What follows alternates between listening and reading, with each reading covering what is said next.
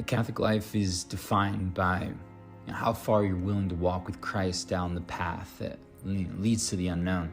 A Catholic soul has to be anchored. It can't be tossed and turned by the winds of the world that seek to find compromise and content in a soul that was born for the struggle of the cross, but destined for an eternal city beyond the stars. Don't let anything stop you from this pursuit. Death to self is the only way through the wilderness. Only death to self can set roots so deep that no force can move them. It's the only language that the ancient monster, the deep, can't understand or detect, and it must be your complete and total obsession. There can't be any compromise with the spirit of the world and your soul. You're born for Christ, a Catholic, and you must be overcome by him in order for his fires to spread upon the face of this earth. Costs everything. But what more can a soul want than to spend itself for the sake of a God who walked among us, who died for us in exile on a dark day outside the city walls? Yeah, to follow Christ is a daunting task. It requires us to forget ourselves. And to forget ourselves is terrifying.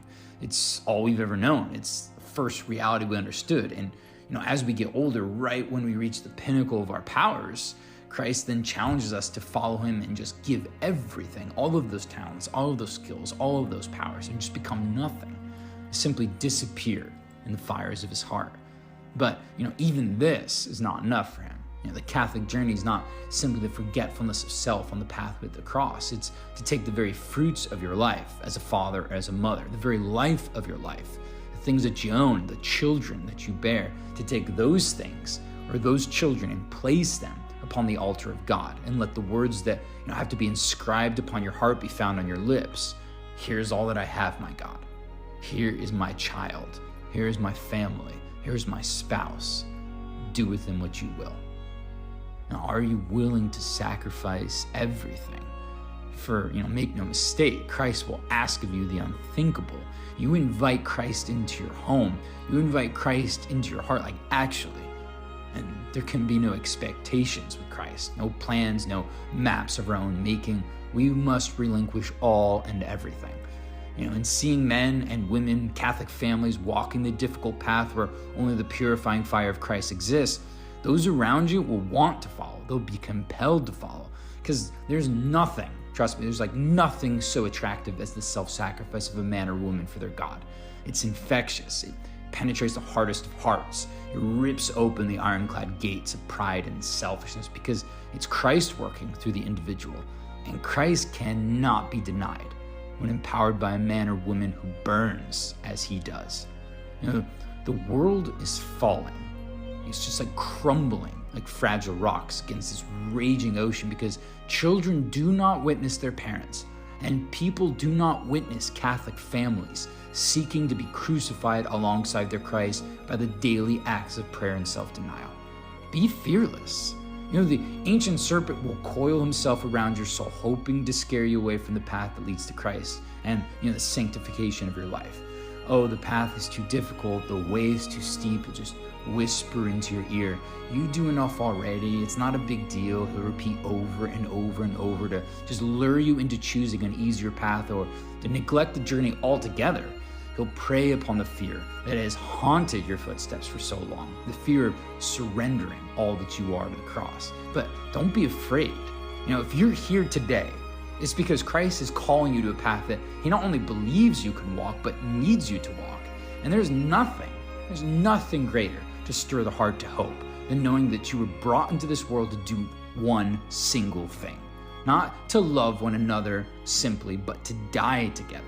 Each day, every day, to show your children and others that walking the path is not morning prayer and evening prayer and Sunday Mass alone. It is an obsession. It is a seeming madness to the world. It's a man or woman compelled to hunt down every moment it can to encounter their God. It's a mother, taking small moments out of her day to tell her children about the beauty of God and the greatness that they're called to. It's a father waking up early, marking his children with the sign of the cross on their foreheads and challenging them to fight for their God all day long, and then asking them at the end of the day what deeds they did for their God. Make the faith real. Not just some story we tell ourselves on Sunday mornings and at evening prayers, but a call to a journey, an adventure that sets your feet in a world that is full of chances to be courageous and pure, strong, faithful for a Christ who walked the same earth we do now and who was nailed to a cross for us. Like the Mother Queen, Immaculate Queen, show the world what goodness is, what it is when a human heart is so consumed by the heart of Christ and determined to live every day for Him and Him alone. It's this union alone that opens the gates of souls to the flames of the presence of Christ. Walk to the cross, crawl to the cross, live a life that is anchored to the cross and clutch to it no matter what happens with courage. Cross must not only be marked, on the walls of our home, it must be seared into the very fibers of our hearts, branded into the minds and souls of our children. Do not go a single day without gazing upon the cross. Don't go a single day without showing them the cross. Show them what it is when a man or a woman are willing to deny themselves the whole world for a dead man nailed to a cross. Hold strong against the world. Show them what it is to hold strong against a world. And build, my brothers, my sisters, just build a monument to Christ. Monuments cloaked in the flesh and blood of your sons and daughters and sculpted out of the stone and granite that is your daily lives. Build men and women so fierce with desire in their hearts and goodness in their souls that this world cannot contain them. Men and women who live in a foreign land and seek with every fiber of their being the home where they belong. Now, don't be afraid of the sacrifice you're called to. If you pursue Him as fathers and mothers, if you really pursue Him, if you begin each day together with Him and you make each day about Him and end each day together as spouses with His name upon your lips, He will never abandon you. This world is His, fashioned, shaped while He walked each day among men and worked in exile from His kingdom among the stars. But where Christ is, who cares what fears might haunt us or what serpents lie in wait? It's Christ. And with Christ, monsters are but shadows and fears are but dust. It's time now. It's time for Catholic families to follow in the footsteps of the Immaculate Queen, to pay the price. The children of God are here. They're in your homes. They walk in your shadows. They're taking footsteps within the walls of your houses. And their eyes that look at you and speak the words Father and Mother, they're not just calling to you.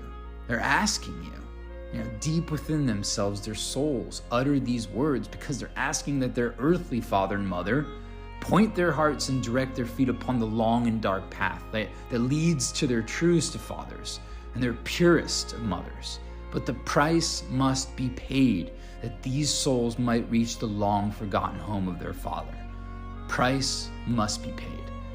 And this is why you were born, to walk before them and show them that their true home lies high upon a hill at the foot of the cross, where standing next to their Queen, they can pay the price to die beside their Christ.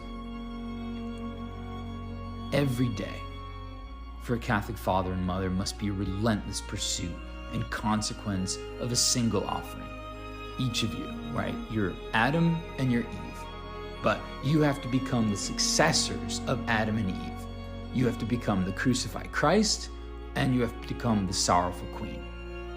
And then until one day when you find the cross, and in the end you can mirror those two greatest of souls, sorrowful and immaculate Queen holding her broken and bleeding King in her arms. Wake each day, and as fathers and mothers walk into the temple of God and place yourself, your spouse, and every single one of those children upon the altar of sacrifice. Only the sacrifice of everything can open the gates that contain the fire that is all things, Christ. And encased in flames and surrounded by thorns, make your daily prayer these simple words, that were spoken by a virgin girl conceived without sin, who overcame the whole world. with a humble heart and a virgin power.